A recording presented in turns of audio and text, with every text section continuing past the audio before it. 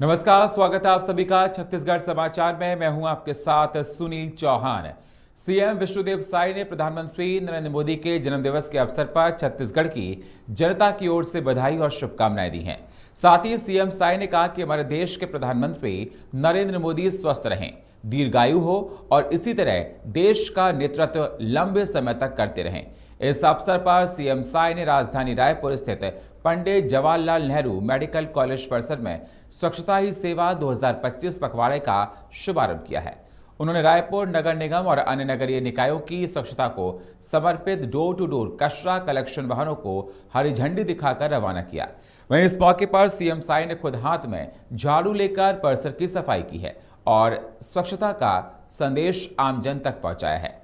तो प्रधानमंत्री मोदी का 75वां जन्मदिन सीएम साय ने बधाई दी है। आज प्रधानमंत्री मोदी 75 साल के हो गए हैं। सीएम साय ने दी है प्रधानमंत्री मोदी को जन्मदिन पर बधाई। प्रधानमंत्री मोदी इसी तरह देश का नेतृत्व करते रहें। स्वच्छता ही सेवा 2025 पखवाड़ा का शुभारंभ किया है। सीएम साय ने किया है शुभारंभ। तो डोर टू डोर कचरा कलेक्शन को हरी झंडी दिखाई है। सीएम ने झाड़ू लगाकर स्वच्छता का संदेश दिया है।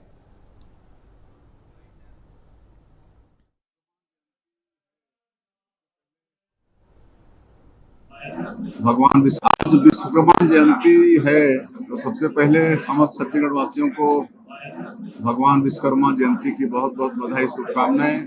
और आज हमारे देश के यशस्वी प्रधानमंत्री श्री नरेंद्र मोदी जी का भी जन्म दिवस है। छत्तीसगढ़ की समस्त जनता के तरफ से उनको बहुत बहुत बधाई, शुभकामनाएं। प्रभु से प्रार्थना है कि वो दीर्घायु हों और लंबे समय तक देश का इसी तरह से नेतृत्व करते रहें। आज यहाँ पर शहरी विकास मंत्रालय के तरफ से हमारे डिप्टी सीएम साहब श्री अरुण साहब जी उस विभाग के मंत्री हैं, उनके विभाग के द्वारा यहाँ पर आवास स्वच्छता उत्सव का आयोजन किया गया था, जिसमें करीब 26 बच्चों को आज अनुकंपा नियुक्ति भी प्रदान किए हैं। 11,000 पूरे प्रदेश के शहरी क्षेत्र के जिनका शहरी आवास योजना पूर्ण हो चुका है, उनका गृह प्रवेश भी कराए हैं। खबर रायपुर से। नक्सली हथियार छोड़ने को तैयार है। नक्सली संगठन के प्रवक्ता ने जारी किया है प्रेस नोट। पीएम और गृह मंत्री की अपील का असर देखने को मिला है। सीज फायर के लिए मांगा 1 महीने का वक्त है। सरकार से वीडियो कॉल पर वार्ता की पेशकश की गई है। बिना शर्त शांति वार्ता को तैयार है माओवादी। तो नक्सलियों से जुड़ी इस वक्त की बड़ी खबर आपके साथ हम साझा कर रहे हैं। हथियार छोड़ने को तैयार हुए हैं नक्सली। नक्सली संगठन के प्रवक्ता ने जारी किया है प्रेस नोट। नक्सली संगठन के प्रवक्ता अभय ने प्रेस नोट में पीएम और गृह मंत्री की अपील का बताया असर। तो नक्सलियों ने मांगा 1 महीने का समय। वीडियो कॉल के जरिए सरकार से बात करने के लिए तैयार हैं। 1 महीने के लिए ही सीज फायर की मांग है और नक्सलियों ने अपनी ईमेल आईडी को सार्वजनिक किया है। संगठन प्रवक्ता ने 15 अगस्त 2025 को जारी करे हैं प्रेस नोट। 1 महीने बाद 15 सितंबर 2025 को ये जारी किया है। सरकार अपना फैसला टीवी रेडियो से जानकारी को साझा करने लिखा है पत्र। तो 15 अगस्त 2025 को पत्र जारी करने से माओवादियों की केंद्रीय कमेटी ने लगाया था रोक। नक्सलियों के लगातार मारे जाने से माओवादियों की केंद्रीय कमेटी उन्होंने ही जारी करने को प्रेस नोट दिया है। तो माओवादियों ने इस लिए शांति वार्ता बिना शर्त करने की अपील की है। तो आपको बता दें कि प्रधानमंत्री नरेंद्र मोदी और गृह मंत्री की अपील का असर है और हथियार छोड़ने का बात कही है। सीज फायर के लिए मांगा है नक्सलियों ने 1 महीने का वक्त। सरकार से वीडियो कॉल पर वार्ता की पेशकश भी की है। तो बिना शर्त शांति वार्ता को तैयार है माओवादी और हथियार छोड़ने को तय। इस खबर पर हमारे साथ रायपुर से ब्यूरो चीफ चित्रा पटेल हमारे साथ फोन लाइन पर जुड़ चुकी हैं। चित्रा, क्या कुछ अहम जानकारी? देखा जा रहा है नक्सली हथियार छोड़ने को तैयार हो गए हैं, प्रेस नोट जारी किया है और ये जानकारी निकलकर सामने आ रही है कि प्रधानमंत्री नरेंद्र मोदी और गृह मंत्री की अपील का असर है ये। जी देखिए, ये खबर सच्ची है और उसमें नक्सली ने प्रेस नोट जारी भी किया है। वीडियो कॉलिंग से गृह मंत्री से बात भी की है। नक्सली अभय ने यह है जो खूंखार नक्सली है, जिसने नक्सलियों के हथियार डालने वाला लेटर जारी किया है। छत्तीसगढ़ एक में आतंक अपनी अंतिम सांसें गिन रही है। इसी बीच में नक्सलियों ने पहली बार हथियार छोड़ने की जो है युद्ध विराम की घोषणा की है, जिसमें वहीं एक वायरल हो रहा वीडियो और पत्र से उन्होंने केंद्रीय कमेटी की प्रवक्ता अभय की ओर से बताया जा रहा है छत्तीसगढ़ में लाल आतंक अपनी अंतिम सांसें गिन रही है और राज्य केंद्र सरकार ने दावा किया है कि 2026 में नक्सल मुक्त हो जाएगा छत्तीसगढ़। इसी बीच जो है नक्सलियों ने पहली बार हथियार छोड़ने की जो है घोषणा की है और केंद्र गृह मंत्री को उन्होंने 1 महीने का टाइम मांगा है। जी, सरकार से वीडियो कॉलिंग की पेशकश भी कही गई है और नक्सली हथियार छोड़ने को तैयार हो गए। इसे किस प्रकार से देखा जाए, क्योंकि नक्सली संगठन के प्रवक्ता ने प्रेस नोट जारी किया है। देखिए छत्तीसगढ़ पुलिस जो है वो अभियान स्पेशल अभियान कर रही है नक्सल को खात्मा करने के लिए। इसी बीच में नक्सली भयभीत होकर जो है ये इस तरह से कर रहे हैं, कभी तो आम जनता को जो है निशाना बना रहे हैं, लेकिन इससे पहले कल जोरों से जो है एक पत्र वायरल हो रहा है और जिसमें शांति वार्ता की लिए जारी किया गया है और आज जो है नक्सली छत्तीसगढ़ नक्सलियों के खिलाफ जो है लगातार अभियान चलाया जा रहा है। इसी बीच में वीडियो वायरल हो रही है कि 1 महीने के अंदर हम जो है हथियार छोड़ देंगे। हाँ, लेकिन हमारी उसमें सत्य जो है अभी तक उनके सामने नहीं आ रही है पूरी, लेकिन दावा किया जा रहा है कि नक्सलियों की केंद्रीय कमेटी के प्रवक्ता अभय ने पत्र जारी किया है, शांति वार्ता की बात जो है सामने रखी है।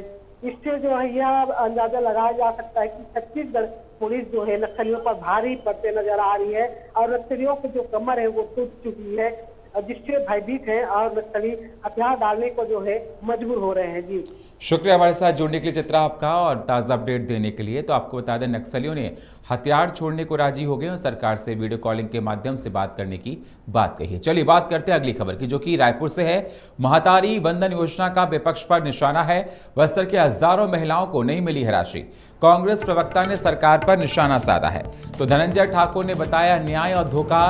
तो बस्तर के हजारों महिलाओं को लेकर कांग्रेस प्रवक्ता ने सरकार पर निशाना साधा है। तो कांग्रेस महतारी वंदन योजना पर विपक्ष का सरकार पर निशाना। बस्तर की हजारों महिलाओं को राशि नहीं मिल रही है। कांग्रेस प्रवक्ता ने सरकार पर निशाना साधा है।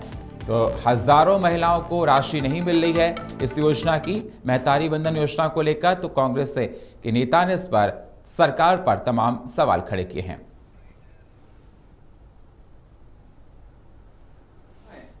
जिन्हें भाजपा की सरकार ने बस्तर संभाग के हजारों महिलाओं को इस माह का महतारी वंदन योजना की राशि नहीं दिया है, उनके नाम की छटनी किया है और उनसे अब योजना की राशि की वसूली करने जा रही है। ये तो महिलाओं के साथ अन्याय है, धोखा है। भाजपा जब विधानसभा चुनाव के दौरान महतारी वंदन योजना देने का वादा किया था, तब तो नियम और शर्तें नहीं बताई थी। ये नहीं कहा था कि कौन महिलाएं इस योजना के पात्र होगी, कौन अपात्र होगी। ये तो सरासर धोखा है। विधानसभा चुनाव के दौरान 1 करोड़ फॉर्म भरवाए थे और 70 लाख लोगों को दे रहे हैं।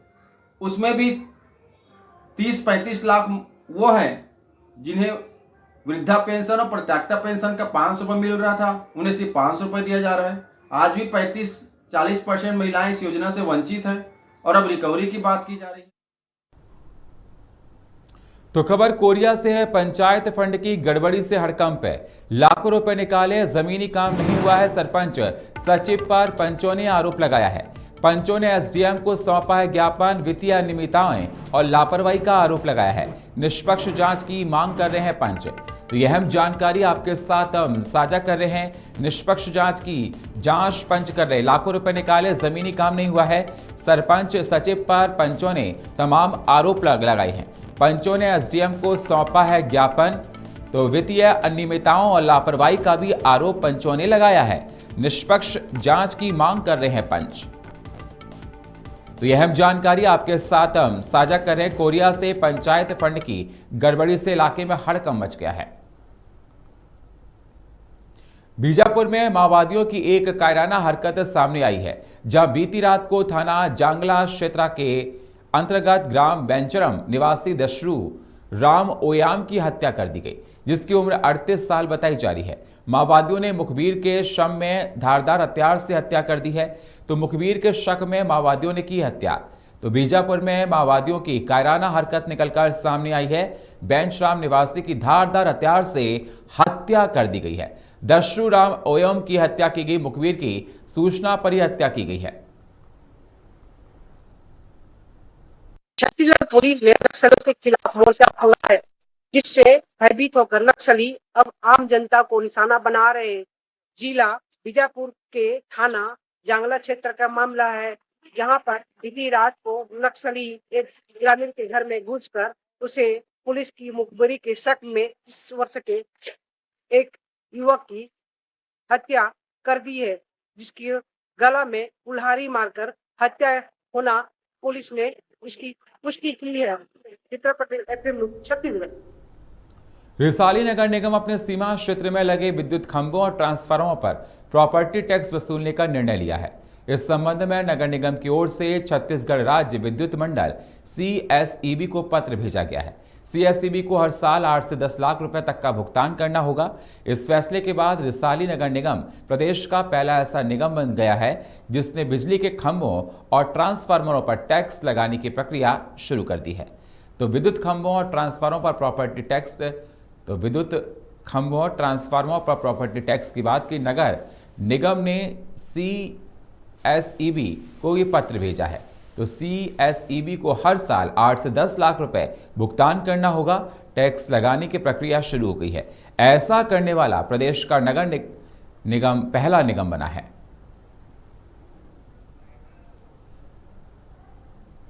उसमें वही प्रस्ताव पारित किया गया है MIC द्वारा कि CSEB डिपार्टमेंट के जो भी विद्युत के खंभे और ट्रांसफार्मर्स निगम क्षेत्र में स्थित है, उसमें निगम द्वारा प्रॉपर्टी टैक्स अधिरोपित करते हुए उनसे टैक्स वसूली की कार्रवाई की जाएगी। उस संबंध में पत्र जारी किया। वार्षिक 8-10 लाख के आसपास। दुर्ग के सिद्धार्थनगर में रहने वाले 23 वर्षीय प्रभाष सूर्या की इलाज के दौरान संदिग्ध परिस्थितियों में मौत हो गई। परिजनों ने जिला अस्पताल के डॉक्टर पर गंभीर लापरवाही का आरोप लगाया है। साथ ही कहा कि गलत इंजेक्शन और उचित इलाज न मिलने के कारण से युवक की जान चली गई। घटना के बाद अस्पताल परिसर में तनाव और हंगामे की स्थिति बन गई है। अस्पताल में 23 वर्षीय युवक की इलाज के दौरान मौत हो गई। तो दुर्ग में इलाज के दौरान युवक की मौत हो गई है और परिजनों ने अस्पताल पर तमाम आरोप लगाए हैं। अस्पताल पर गलत इंजेक्शन, लापरवाही का आरोप लगाया है। अस्पताल में तनाव और हंगामे की स्थिति बनी है। युवक का नाम प्रभाष बताया जा रहा है।